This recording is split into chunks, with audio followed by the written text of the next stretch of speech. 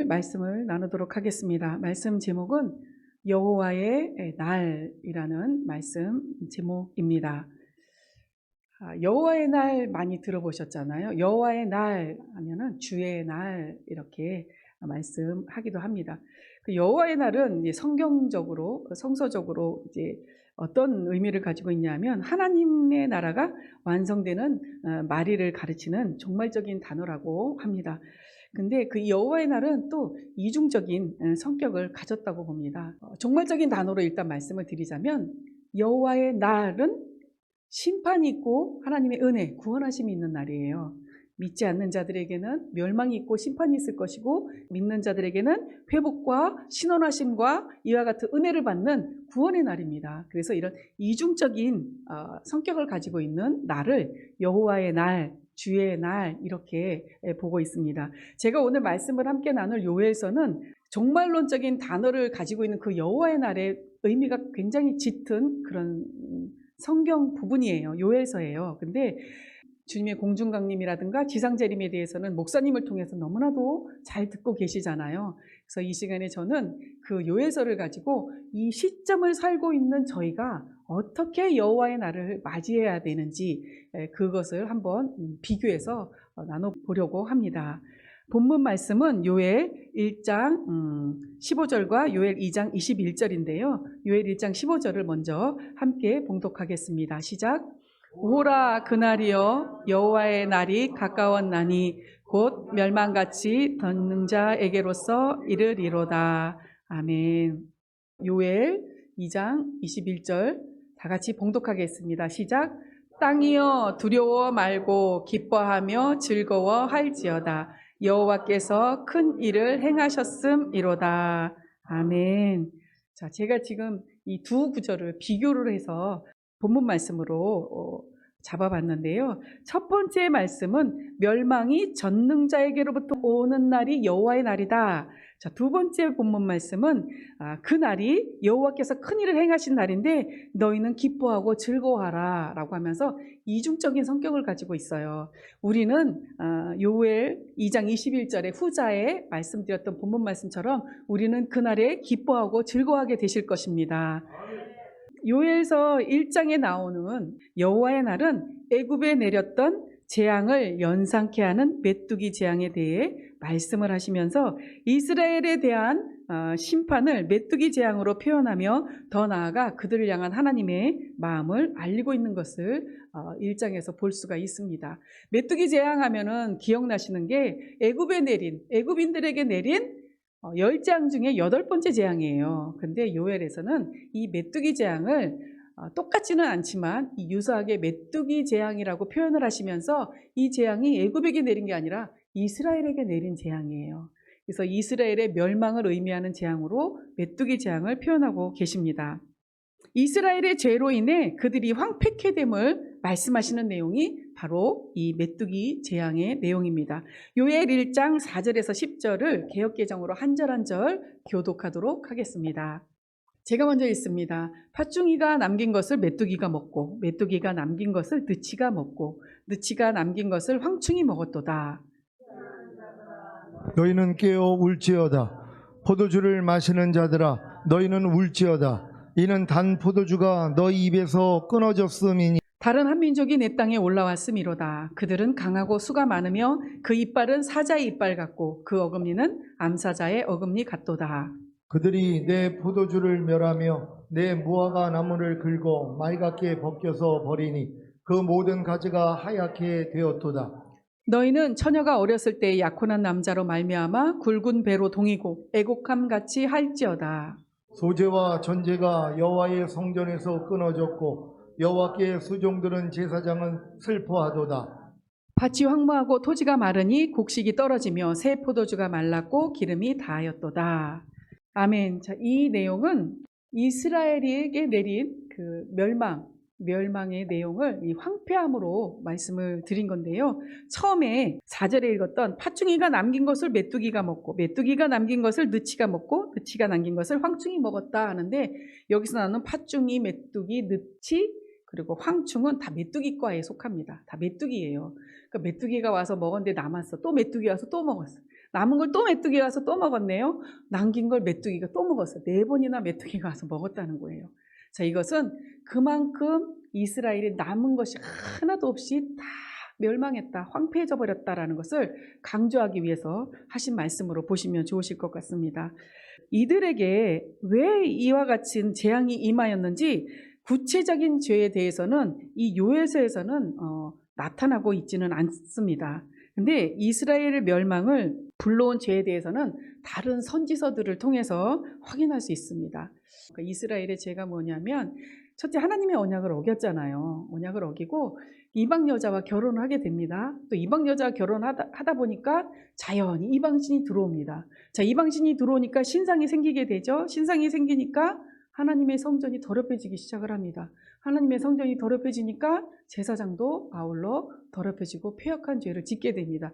제사장 머리급들이 패역하고 죄를 짓게 되니까 당연히 백성들도 똑같이 죄를 짓게 되는 이러한 여러 가지 죄를 지을 수 있는 것들을 선지서들을 통해서 확인할 수가 있습니다. 그들의 여러 가지 죄를 지을 수밖에 없었던 근본적인 죄가 무엇인지 확인해 보기 위해서 이사야 1장 28절과 예레미야 2장 19절을 살펴보겠습니다. 먼저 이사야 1장 28절을 함께 봉독하겠습니다. 시작. 그러나 패역한 자와 죄인은 함께 패망하고 여호와를 버린 자도 멸망할 것이라. 아멘. 패역이란 단어는 사람으로서 도리에 어긋나는 마땅히 해야 할 것을 하지 않는, 그래서 순리에 어긋나고 역행하는 그런 행동을 하는 것을 패역이라고 합니다. 그러면 사람의 도리에 어긋나는 일을 하는 것을 패역이라고 하는데, 그러면 성경에서는 사람의 도리, 사람의 본분을 뭐라고 말씀하고 계시는지 잘 아시죠? 전도서의 끝절에서 2번째 줄에 보면 이런 말이 나옵니다. 제가 읽어드릴게요. 전도서 12장 13절인데요. 일의 결국을 다 들었으니 하나님을 경외하고 그 명령을 지킬지어다. 이것이 사람의 본분이니라. 전도서에서 헛되고 헛되니 헛되고 헛되도다 하면서 이제 솔로몬의 왕이라고 이제 추정을 하고 있는 그 전도자가 막 얘기를 합니다. 하면서 인생을 쫙 살고 다 일의 결국을 다 들었으니 하나님을 경외하고 그 명령을 지켜라. 이것만이 사람의 본분이구나라는 것을 깨닫고 결론을 내버리는 내용이에요.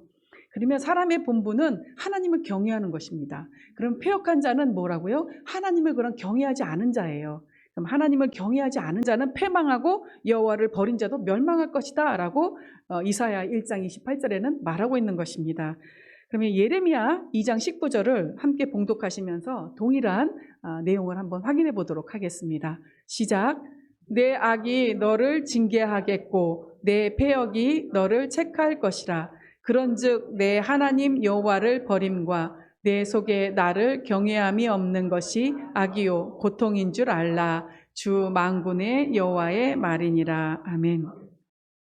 자, 여기서도 말씀하십니다. 내 하나님 여호와를 버린 것과 내 속에 여호와를 경외함이 없는 것이 악이요 고통인 줄 알라라고 합니다. 이스라엘이 지은 죄는 하나님을 경외하지 않은 죄, 하나님을 버린 죄, 이것이 가장 근본적인 죄입니다. 그래서 결국에는 아까 말씀드렸던 그런 여러 가지 죄들을 짓게 되고, 그리고 결국에 그 죄로 인해서 멸망까지 당하는 하나님의 심판을 받게 된다는 것이죠. 자, 이와 같이 근본적인 죄로 결국 이스라엘은 멸망할 수밖에 없었는데요. 그 날을 여호와의 날로 표현했다라고 말할 수 있겠습니다. 자, 여호와의 날, 아까 말씀드렸던 것 같이 심판과 회복이 있는 날, 심판과 또 회복, 또 신원하시는 것. 신원하시는 것은 우리의 원수라고 하니까 좀 그러네요. 우리의 애통한 것, 우리의 원한을 갚아주시는 날, 우리의 억울한 것을 갚아주시는 날이 신원하시는 날이에요. 이것이 하나님의 날, 주의 날, 여호와의 날에 이 같은 것이 있다라는 것을 기억하시면서 계속해서 여호와의 날을 살펴보도록 하겠습니다. 요엘 1장 15절 개역개정으로 함께 봉독하겠습니다. 시작.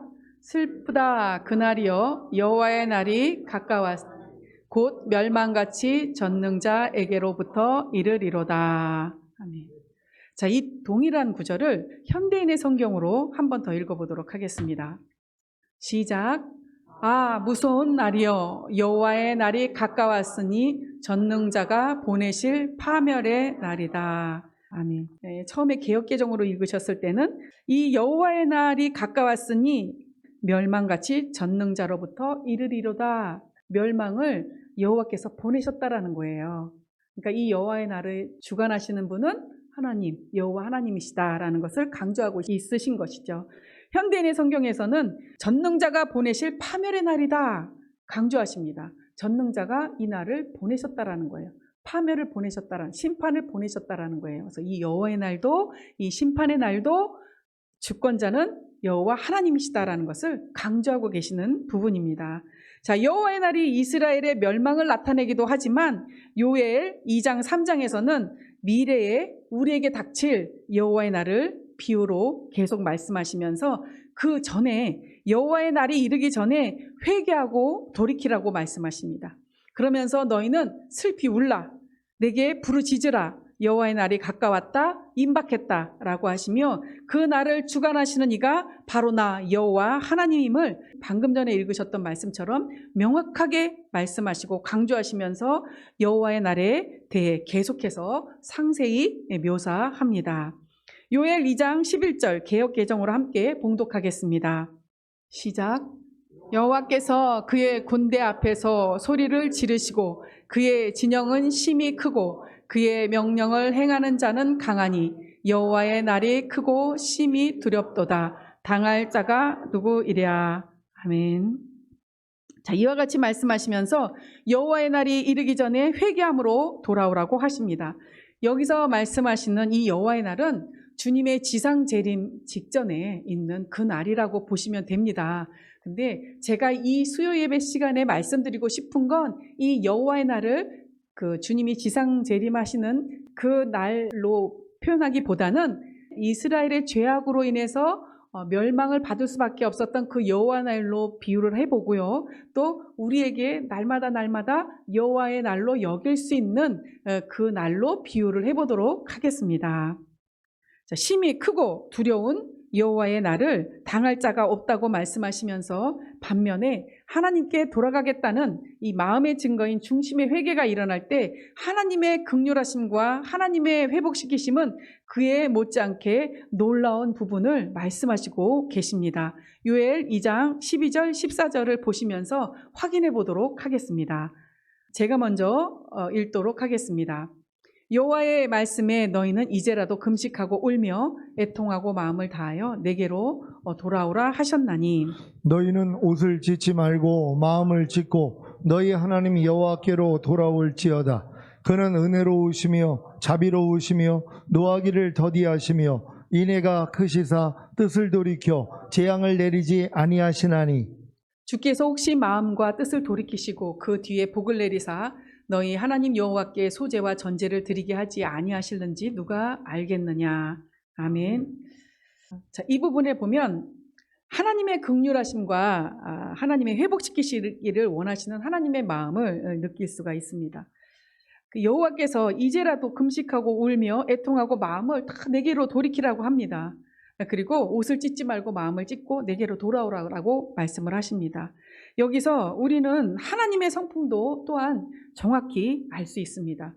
은혜로우신 하나님, 자비로우신 하나님, 노하기를 더디하시는 하나님, 인애가 크신 하나님, 그래서 사랑하는 백성들을 위해 기꺼이 뜻을 돌이키실 수 있는 하나님. 자, 이러한 분이신 걸 잘 알고 계셨습니까? 아멘이세요? 그러면 우리 안에는 끊임없이 회개가 일어나실 것입니다. 이러한 분을 아시기 때문에요. 하나님은 이러한 성품을 보이심으로 우리로 언제든지 주께로 돌이킬 수 있는 기회를 주십니다. 하나님이 이러한 성품이란 걸 모르신다면 우리는 두려워서 하나님 앞에 가까이 갈 수 없었을지도 모를 것입니다. 근데 하나님은 은혜로우시고 용서하기를 기뻐하시고 또 우리를 위해서 자기의 사랑하는 백성을 위해서 뜻을 돌이키시기까지 하시는 하나님이라고 하나님께서 말씀하고 계시는 내용이에요. 이런 내용을 보면서 회개할 수 있음이 우리의 행위가 아닌 주의 은혜로부터 시작되었음을 알 수 있는 부분이었습니다.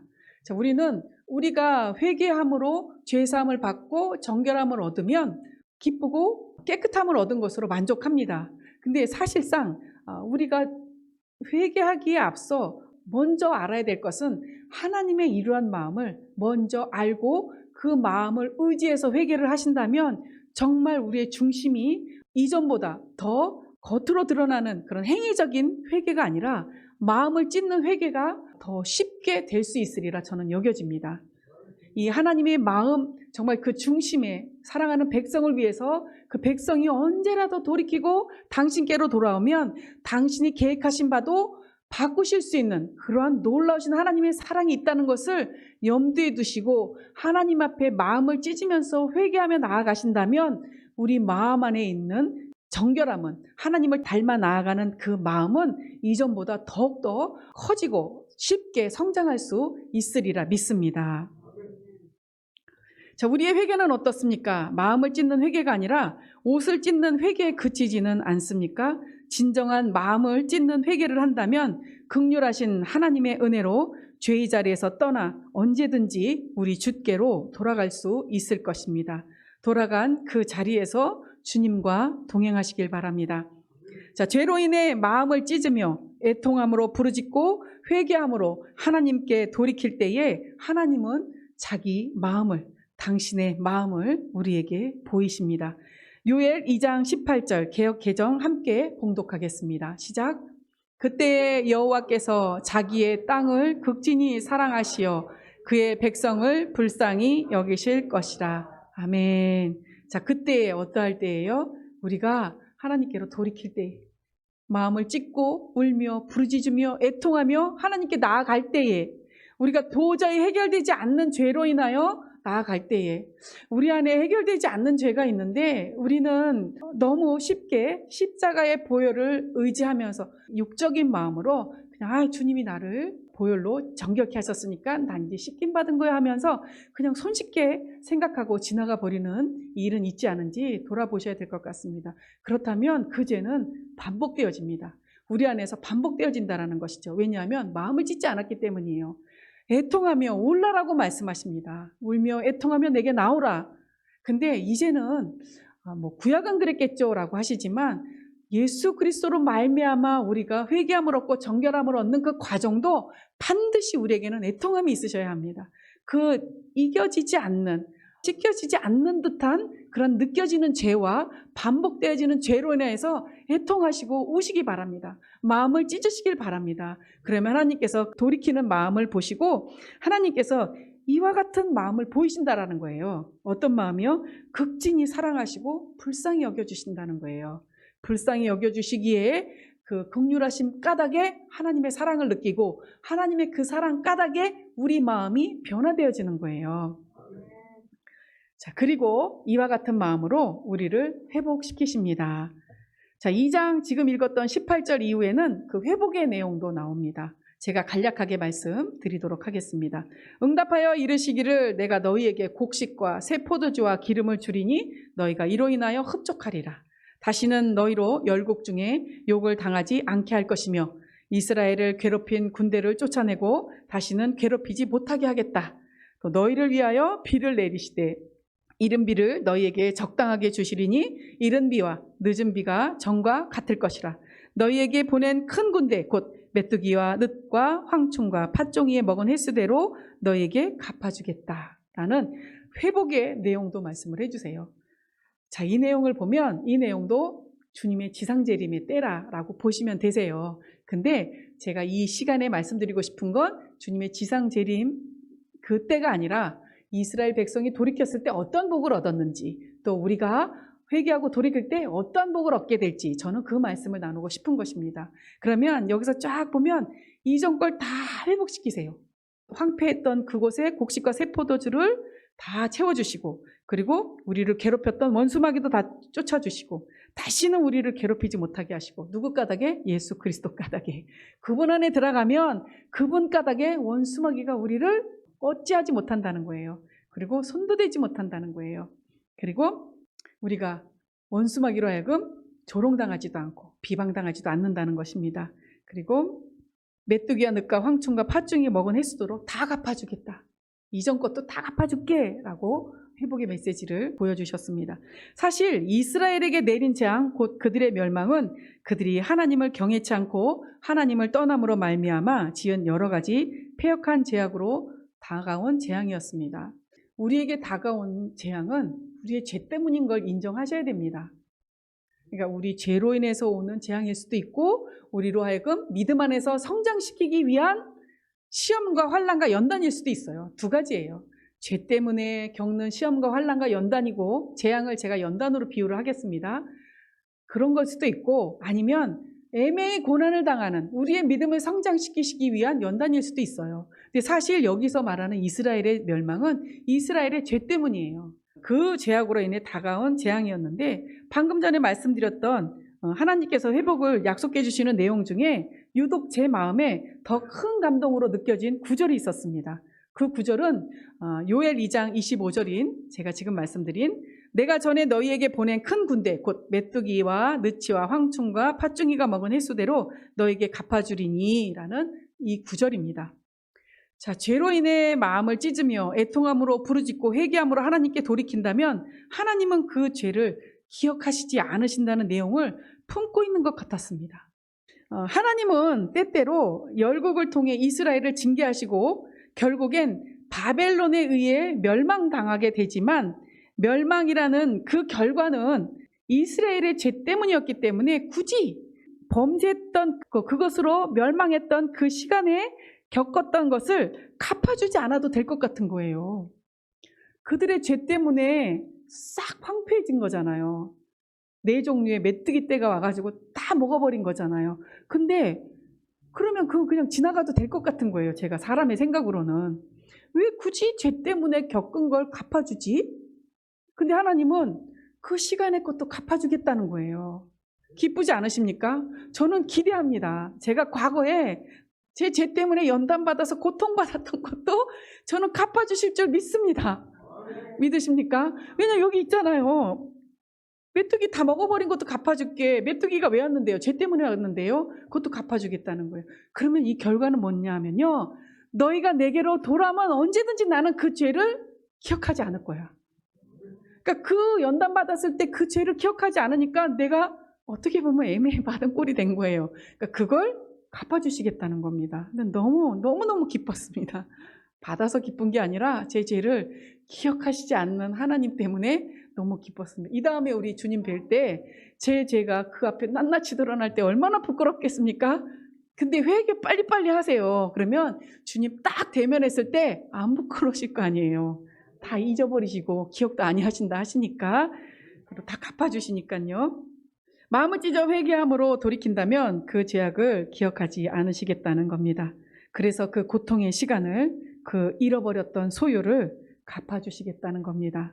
이 놀라운 하나님의 사랑을 아셨다면 회개는 큰 기쁨이 될 것입니다. 회개는 우리에게 더 이상 무거운 짐이 아닙니다. 지은 죄로 인해서 끙끙거리면서 놓지 않으려고 애쓰시지 마시고 죽은 시체는 그냥 장사 지내버리는 것과도 같이 바로바로 장사 지내시면서 하나님 앞에 나오시기 바랍니다. 또한 개인적으로 이 회복의 내용을 보면 하나님께서 이와 같이 회복시키신 복은 예수님의 초림과 성령 강림을 통해서만이 완성되고 보존될 수 있을 것이라는 생각이 들었습니다. 왜냐하면 이스라엘의 반복되는 죄 때문입니다. 또한 그들과 같이 반복되는 죄를 짓고 있는 우리 때문입니다.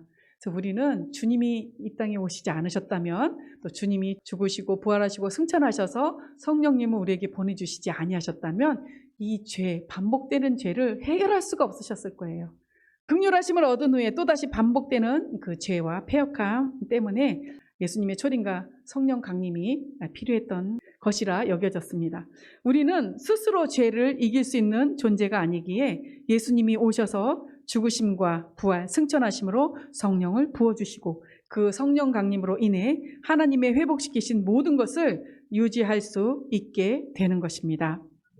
요엘 2장 3장에서도 여호와의 날에 대해 계속 말씀하시는데요. 이 날은 말씀드린 바와 같이 다시 오시는 주님의 지상 재림의 때를 나타내고 있다 말할 수 있겠습니다. 다만 주님의 공중 강림을 준비하는 지금 이 시점에서 우리는 매일매일을 여호와의 날로 여겨 삶을 살아 나아가시기 바랍니다. 여호와의 날, 주의 날이잖아요. 우리가 날마다. 그러면 그 여호와의 날에 뭐가 있다고 말씀드렸어요? 심판, 또 회복, 또 신원하심. 우리의 어떤 애통한 것들, 우리의 원한 뭐 이런 것들을 갚아주시는 거. 아까 같이 메뚜기 떼들이 다 먹고 간 것을 갚아주시는 날. 그것이 우리 여호와의 날인 주의 날인 하루에 다 일어날 수 있는 거예요. 그리고 그 은혜를 받아 누릴 수 있는 그런 여호와의 날로 여겨서 우리가 하루하루를 살아 나아간다면 늘 깨어 있을 수 있습니다. 그래서 주님이 어느 때 오시더라도 두렵지 않다라는 거죠. 그와 같으면 물론 범사에 헤아려 좋은 것은 취하고 악은 모양이라도 버릴 수 있습니다. 왜냐하면 심판과 회복이 있기 때문이에요. 여호와의 날에. 그러니까 죄를 심판하고 또 의에 속한 것들을 회복해 나아가는 그런 뜻이라 보시면 되겠습니다. 자, 범사에 헤아려 좋은 것은 취하고 악은 모양이라도 버리라는 말씀과 평강의 하나님이 친히 너희로 온전히 거룩하게 하시고 또 너희 온 영과 혼과 몸이 우리 주 예수 그리스도 강림하실 때에 흠없게 보존되기를 원하노라는 데살로니가전서 5장 21절에서 23절의 말씀을 날마다 체험하며 열매 맺는 삶이 될 수 있으리라 믿습니다. 여호와의 날을 날마다 살고 계시니까 우리 온 영과 혼과 몸을 보존할 수 있으시잖아요. 왜냐하면 날마다 심판과 회복이 벌어지고 있는데요. 저희 안에서 죄를 심판하고 의를 회복하고 은혜를 받고 하나님이 갚아주시고 충만함을 얻고 또 심판하시고 충만함 얻고 이렇게 있으니까 늘 보존할 수 있는 삶을 살 수 있다는 거예요. 어떻게 할 때? 날마다를 여호와의 날로 여기고 사실 때. 자, 그 여호와의 날에 심판과 회복 신원하심이 있는 것과 같이 우리 안에 또한 죄에 대한 심판과 의로 인한 회복이 있겠으니 매일매일을 여호와의 날로 여기는 우리에게는 매일매일이 예수 그리스도로 말미암는 큰 은혜의 날이 아닐 수 없겠습니다. 자, 앞서 말씀드린 대로 여호와의 날은 전능자의 날이라 친히 죄와 악을 심판하시고 회복시키시고 선과 진리대로 갚으시는 신원의 날이니 매일 매 순간을 예수 그리스도를 의지하여 악에서 돌이켜 참 선이신 예수 그리스도를 따른다면 요엘 3장 16절 말씀처럼 피난처와 산성이 되시는 우리 주님을 경험할 것입니다. 요엘 3장 16절 개역개정으로 함께 봉독하겠습니다. 시작. 여호와께서 시온에서 부르짖고 예루살렘에서 목소리를 내시리니 하늘과 땅이 진동하리로다. 그러나 여호와께서 그의 백성의 피난처 이스라엘 자손의 산성이 되시리로다. 아멘. 자, 이 구절도 주님의 지상 재림의 때를 말하고 있는 구절입니다. 근데 하루하루를 여호와의 날로 살고 있는 우리에게도 마찬가지로 우리 안에 심판이 일어날 때 우리 주님은 우리에게 피난처와 산성이 되신다는 거예요. 그곳에 계시다가 날마다 우리 안에서 죄에 대한 심판이 일어나실 때 예수 그리스도 안에 쏙 들어가셔서 피난처와 산성이 되시는 그분 안에서 보호를 받으시다가 하나님이 갚아주시는 그 은혜를 회복하시고 다시 예수 그리스도의 삶을 사시다가 또 심판할 것이 있으면 심판을 받으시고 심판받을 때 예수 그리스도로 인하여 보호하심을 받고 성령의 충만을 먹고 사시다가 또 심판받으시고 이렇게 사시는 저와 여러분이 되신다면 너무너무 우리 주님이 기뻐하실 것 같습니다. 자, 요엘 3장 9절에서 10절을 함께 교독하겠습니다. 제가 먼저 읽습니다. 너희는 모든 민족에게 이렇게 널리 선포할지어다. 너희는 전쟁을 준비하고 용사를 격려하고 병사로 다 가까이 나와서 올라오게 할지어다. 너희는 보습을 쳐서 칼을 만들지어다. 낫을 쳐서 창을 만들지어다. 약한 자도 이르기를 나는 강하다 할지어다. 아멘. 하나님께서 우리에게 전신갑주를 입으라는 말씀을 하시잖아요. 그와 같이 여기서도 농기구의 보습과 낫 같은 거를 다 이건 농기구잖아요. 우리가 농사 지을 때 쓰는 거잖아요. 근데 이것을 다 무기로 만들라는 거예요. 칼과 창으로 만들라는 거예요. 우리가 때로는 평안하게 살 때도 주님께서 전쟁하라라고 말씀을 하시면 우리가 그 낫과 보습을 쳐서 예리한 칼과 창으로 만드셔서 전쟁을 하셔야 된다라는 거예요. 자, 그 의미로 보시면 될 것 같습니다. 매일매일을 여호와의 날로 여기고 사는 우리에게 주님은 말씀하십니다. 우리 안에 늘 심판하시고 신원하시고 또 회복시키시는 그런 주님이 계시지만 또 우리 안에서 주 예수 그리스도의 이름으로 전쟁을 할 때가 있다라는 거예요. 전쟁이 필요할 때가 있다라는 거예요. 그래서 그 부분을 말씀을 드립니다. 날마다 영적 싸움이 지각이 되는 매 순간 이거 전쟁이다라는 생각이 들 때 있잖아요. 우리 안에서 원수마귀랑 우리가 다툼이 일어날 때 말씀하십니다. 너희는 전쟁을 준비하며 자신뿐 아니라 서로를 격려하고 또 선과 진리의 부드러움을 날선 검과 같이 하고 예리하고 강하게 하며 약한 자인 듯 하나 주로 인하여 강한 자임을 명심하라고 말씀하십니다. 자, 여기서 방금 읽었던 말씀 중에 제가 또 좋았던 말씀은 이거예요. 약한 자도 이르기를 나는 강하다 할지어다 라고 말씀을 하래요.